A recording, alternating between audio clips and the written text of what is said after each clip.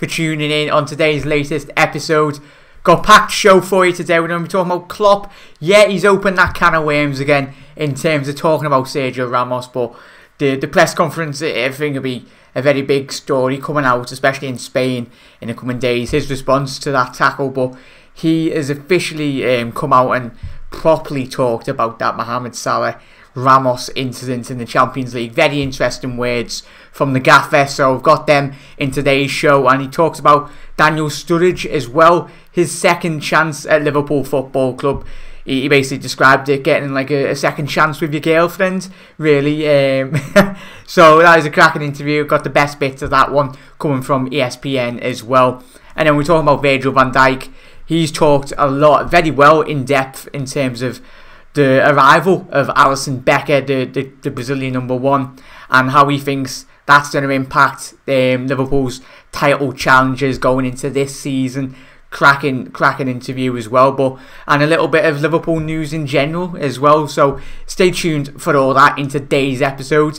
If you're watching this on repeat or live, if you jump in live through the show, stay with us and you can rewind it, because this will be getting uploaded. You all know the drill, don't you? Anyway, hopefully you're all having a cracking day as well. Let me know what you've been up to, and we'll start off really a little roundup of in terms of the latest going-ons in terms of transfers and general Liverpool news. Jurgen Klopp did respond to the jibes, really. Mourinho poking him with a stick, talking mind games, and already Jurgen basically laughed him off, and he commented with saying, all I do is to try and make Mourinho smile, because he doesn't do that enough. Which is very true. Yeah, when do you see Jose Mourinho smile? It's a very rare occasion. So he just laughed it off and suggested like the mind games. It's not really silly. Obviously, he talked about when he did originally talk about Paul Pogba in terms of transfer, as you are with managers in general and general sports people and personalities. Even in a press conference, journalists are going to ask you certain questions where you might not tend to not ask them to answer them, really. But both managers, they've been asked about Liverpool, not really that they've talked about Liverpool, but especially Jurgen Klopp, he was asked about Manchester United, so obviously he's going to talk about it. But Mourinho does like to bring up Liverpool when the journos don't really talk about it. So that was interesting. We'll go on to quickly touching on Danny Ings, and where's that story gone? Apologies, everyone. So yeah, where's he gone? Love it when you go on live. It's where is he? Danny Ings. Obviously, Nathaniel Klein has went back home in terms of his wife has had a child. So well done, Kleiny, for being a dad. Good luck with that. Hopefully see you back in Liverpool's training very soon, mate, as well, because we very much do need you. You, Chirivella, and obviously Trenty playing right back. That'd be fantastic going into this season as well. And obviously Marko Grujic has talked about in depth. I've got that to conclude the show, talking about his potential move to Cardiff. He's doing all of his fitness work and all that, so that is the last one. But we'll get straight into Jurgen Klopp slamming Sergio Ramos. Brutal wrestler, that's what he's called, the Spaniard. Obviously, he's been asked in the press conference, as I did say before. Klopp has come out and said believes Ramos deliberately targeted Reds duo Mohamed Salah and Loris Karius, as we all know. Obviously, both incidents were unpunished by the referee. And the press conference, they did ask about what Ramos did to stop the 44-goal-year-old, 44-goal top goal scorer last season. Klopp smiled. We're opening that bottle again, are we? I watched that back, of course. Someone showed it to me immediately after the game. If you watch it back and you're not now with Real Madrid, then you think it is ruthless and brutal. You don't think, wow, what a good challenge that was. It is a situation in the game where Mo tries to keep the ball, makes a few good yards, gets in front of him with the speed of the game. The thing is, I saw the ref taking charge of the big games at the World Cups afterwards, and nobody really thinks about that later in terms of that. And he goes on to conclude, I think that a situation like that somebody needs to judge it better. If VAR is coming, then this is a situation where you have to look at it again and say, what is that? It was ruthless. I don't think Mo would have always got injured in that situation. At times, it was unlucky in terms of where he fell. But this is an experience that we can all grow, and Mohamed can really tend to not try and get into that position. So he goes on to conclude, Jurgen, I'm not sure if it's an experience we will have again. So hopefully we don't. Go there and put an elbow to the goalkeeper, obviously in terms of Ramos. Put their goalkeeper down like a wrestler in the midfield, and when you win games, that was the story of the game in terms of all the challenges on our players. So there's a lot more into this interview anyway. I'll leave it in the description. Felt it was very interesting. I know we've already talked to all of us in depth anyway, but it's quite interesting the way in which Klopp has actually single-handedly not opened up the can of worms again, but he's actually fully addressed it, the situation and scenario, basically talking about the referees in the World Cup, how he felt they took command of the game. When we all watched the Champions League final, the referee didn't have an absolute clue. He seemed out of his depth, which is ridiculous because he's on paper he was a good ref, but clearly unbiased. He was biased towards obviously Real Madrid, so we can't do nothing about that, everyone. But let's quickly jump into the comment section below, everyone, and I'll talk about the Daniel Sturridge story in a quick second, everyone. But let's get to your comments, everyone. Well, thank you for tuning in. Alright, Jack lad, Sean, hello, Mulsey. Alright, everyone. Class from Klopp. Alright, Jack mate. Adam, I'm not too bad, fella. Thank you very much for tuning in. Also, Pulisic, Andrew, we'll talk about the back end, mate. But thank you very much for everyone for joining in. Drop a like on the video, it'd be very much appreciated if you don't mind. But yeah, we're going to the Daniel Sturridge news now as well. I love this interview, and you've probably seen bits of it, but I've got try and got the little best bits out of this. Anyway, obviously Daniel Sturridge, he's come back with full effect, really. Touch wood, he doesn't get injured again, but he's looking very sharp. And his interview with ESPN just tells you really his mindset and the mind frame in which he's going into this season. It goes on to say, in an interview with ESPN, Sturridge said, I have never had any issues with the manager or with the staff. I love it here. I love the players, but sometimes you have to do something for you. It's the same as, I don't know if you've been with a woman for a long time and then you're like, man, I don't feel like it's working out anymore. But then you go away, like, me and my girl's relationship was kind of sweet still. I don't know, I try to speak like that switch. When you read that, you try to speak like that switch. I might have to go back. It's kind of like that. That's a boss way of explaining it, Danny. Like I always said, I've always loved this club. I've never changed. I don't see myself going, but you never know what happens in the future. How I am now, I'm enjoying myself, and it's great, and it's great vibes all around right now. So the complaints, no complaints at all for me. I'm looking forward and trying to help the team be successful this season. Obviously talks about the silverware in terms of challenging. I was not with the club last season. They got to the Champions League final. Previous to that, we'd been to 2 finals. I think we want to take the next step, and I think that's important for the club, for us as a group of players. I've seen that come to fruition over the last couple of their training sessions. You can see this group is very, very strong. So hopefully we can challenge for the Champions League yet again, and hopefully the Premier League title. So Daniel Sturridge, absolute legend. I'll leave the rest of that interview in the drop down, so you can check that out after the show. But Daniel Sturridge, everyone, let me know your thoughts on the Englishman. He's still 28 years old. But what would you like Liverpool to do, everyone? Drop it in on the live stream. Drop it in if you're watching it after the show as well. I will read it out, or I will very much reply to you all. But thank you for tuning in as well. We're going to the Virgil van Dijk news now. He rules over the ruler over there, Allison. He goes on to say, Virgil van Dijk believes the Reds are on the cusp of greatness under Jurgen Klopp this time around as they go in search for their first trophy since 2012's League Cup triumph. That's far too long, if you ask me.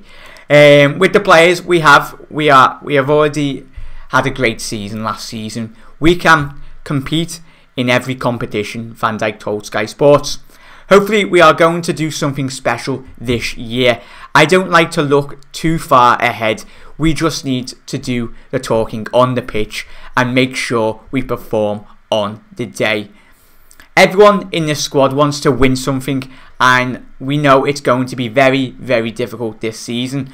What we can do, we can achieve hopefully a lot. We will see. One of the reasons Virgil van Dijk is confident is obviously the signing of the Brazilian international Allison from Roma. Virgil van Dijk talks about the big man. He's added, he's a quality keeper, that is for sure. We will see how he is going to fit in, but he looks like a really very good goalkeeper already. We conceded a couple of goals against us in the Champions League, but it can happen against us.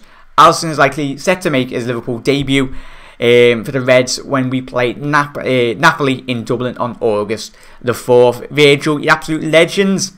It's great to see, especially the big Dutchman, excited. We are so excited to see Allison, Becker in between the sticks for Liverpool Football Club.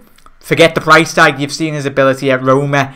Everyone laughs and goes, yeah, Liverpool scored 7 pastures.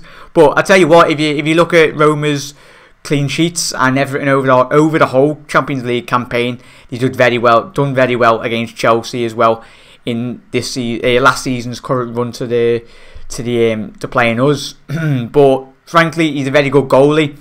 Jan Oblak, people are still like, oh, we should have got him, but Alisson, Becker, I cannot wait to see him play for Liverpool, and every single one of you can't either as well. Let's get to your comments, everyone. Let me get me Marko Grujic story up as well. Marko's talked about, obviously, when it started off the show, him talking about the potential move to Cardiff. But we'll start off with this. This is Marko Grujic talking about the potential move to Cardiff. I've seen it in the newspapers and on the television. Grujic, who is with the Liverpool squad in their pre-season tour of the United States. Of course, it means a lot to me because I was there. It means I showed some good games to them and they want me back. But we will see what is best for me and for the club. We'll go on, and he concludes, I'm training and preparing like I'm going to stay here, he said. I have 3 years left on my contract at Liverpool. I haven't spoken yet with the manager and those at the club, so we will see what happens in the next 2 weeks of pre-season. So everyone, let me know your thoughts on Marko Grujic. I think for me, I personally would like him to get an opportunity at Liverpool. Yeah, we've got a whole host of real quality midfielders at the football club, but if Grujic does stay at Liverpool and he fights for his team, for his spot in the squad, give him this lad a couple of run of games. He's an absolute powerhouse in midfield. The stature of him, if you look at our midfield, apart from Fabinho, but prior to Fabinho, we had no one really of his physicality and the physical presence in the midfield. Because if you're coming up against a team, say like United or a very physical team that are like lumping balls in, because that's a tactic and it's a ploy in really how to win football matches. And if we're lacking very much the height and the aerial prowess in terms of the box, and you've got Marko Grujic to come on or either play from the beginning, I think it's a very good option for Jurgen Klopp to have at the football club. But if he does go to Cardiff, he's going to be getting first team football. That is very, very important. But if he helps his developments and Jurgen Klopp goes, right mate, you can go to Cardiff, spoke to the manager and you're going to be getting first team football, go ahead Marko, because I want to see this lad really, really develop, because I think he's got a bright future in the game. And as he's just said, he's got 3 years left on his current deal, and Jurgen, so he's going to have a discussion in this next 2 weeks where he ends up. But everyone, let me know your thoughts on Marko Grujic. Where do you see him being after 2 weeks time? Sorry. But let's get to your comments, everyone. and thank you for tuning in. You're absolute legends. Markovic's future, Tom.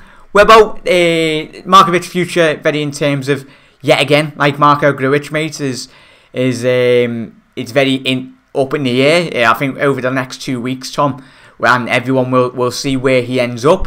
But everyone, let me know your thoughts on Markovic. Would you like to see him stay? I don't think there'll be a lot of us saying that we'd like him to stay at the football club. But I think if you're looking at, especially if we don't bring in another winger, not to say he's going to get first team regular football, but yet again, it gives you another option, whether that's in the Capital One Cup or the FA Cup.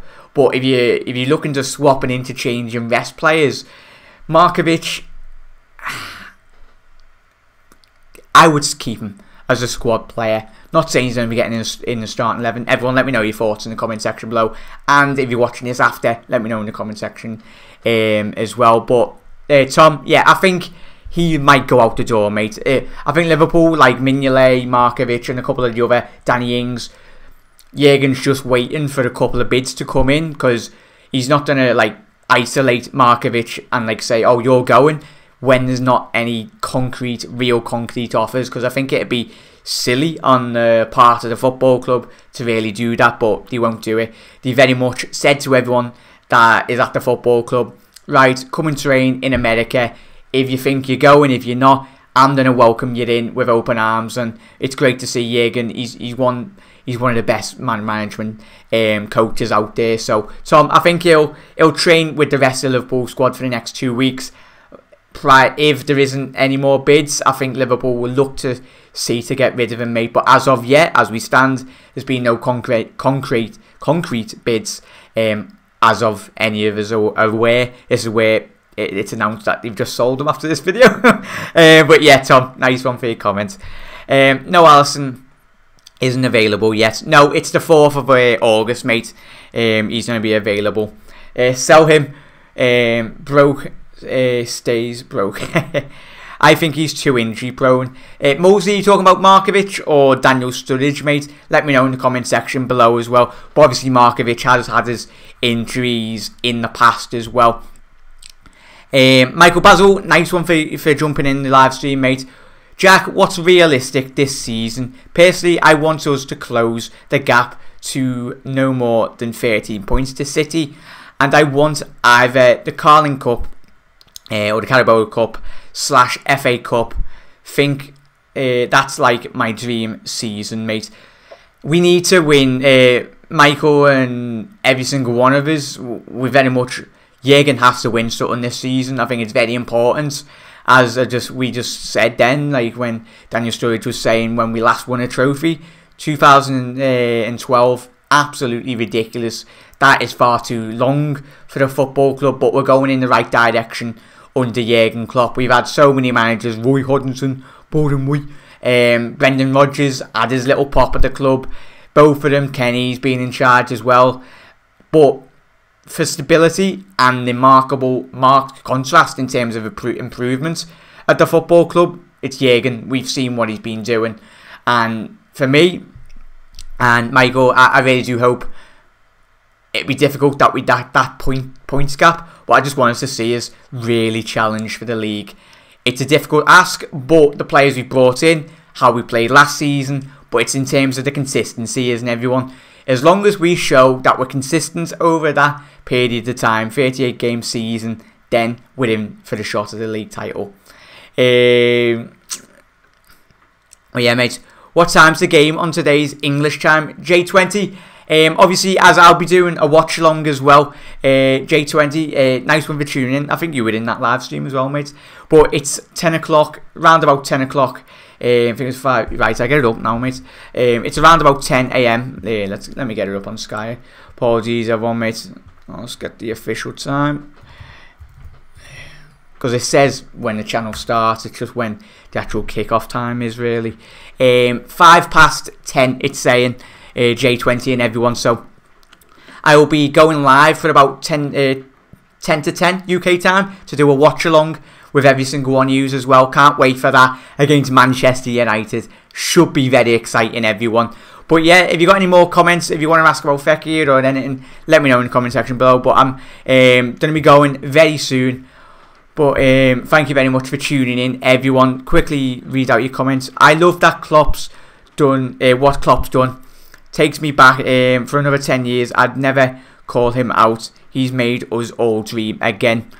Andrew Quinn, would you like to see Pulisic at Anfield if Dortmund sell this summer in the summer's window? And how do you think Shaqiri will do on his debut season? Andrew, absolutely quality comments then, mate. I'll read it out now. On your first question, mate, obviously Pulisic, he's a very good player. We've seen him batter us in the second half against Dortmund. So it was a pre-season, but there's no doubt in the kid's quality. I've seen a couple of good interviews with him over the last week. He's talked about bigging up Anfield, the way in which his Dortmund players talk about their ex-manager Jurgen. But Jurgen did speak, I think it was like 2 weeks ago, saying he's at the best place for his development to Borussia Dortmund.